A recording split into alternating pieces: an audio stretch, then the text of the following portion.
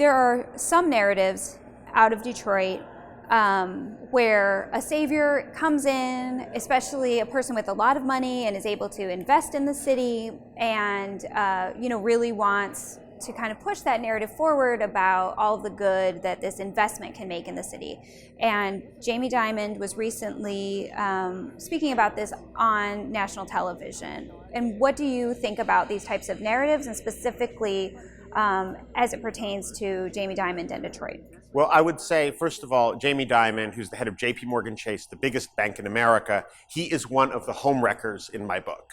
He's a homewrecker because as he has scaled back lending to working families, almost completely withdrawn from the FHA program that helps working class people buy homes, he has been making billions of dollars in credit available to corporate landlords who are buying up those same homes through shell companies. Now, he was recently on television on 60 Minutes talking about investments that he's making here in Detroit.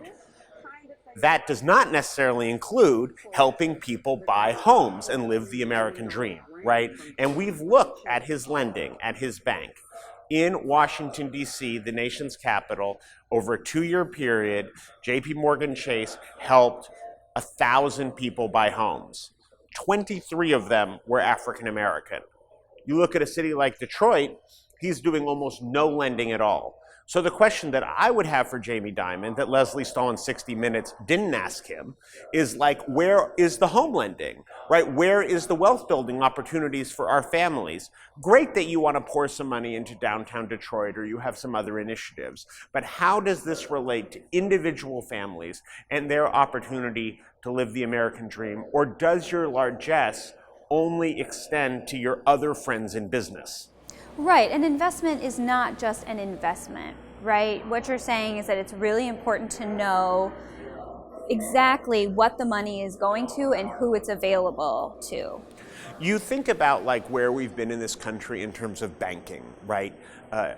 George Bailey, It's a Wonderful Life, right? The Christmas special with like Jimmy Stewart, right? What's that about? It's about two ideas of American business. On the one hand, you have Jimmy Stewart, George Bailey, and he runs this small bank and it helps families buy homes. And there's this taxi driver and he wants to help the taxi driver buy a home. And one of his board members is the evil Mr. Potter. And Mr. Potter is trying to buy up the whole town, right?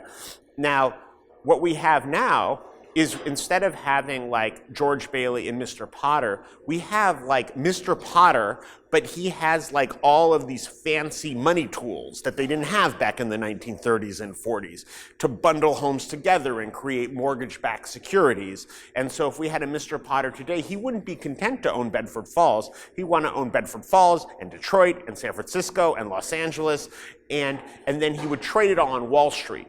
And this is all made possible by people like Jamie Dimon and the big banks, because they're the ones providing the credit.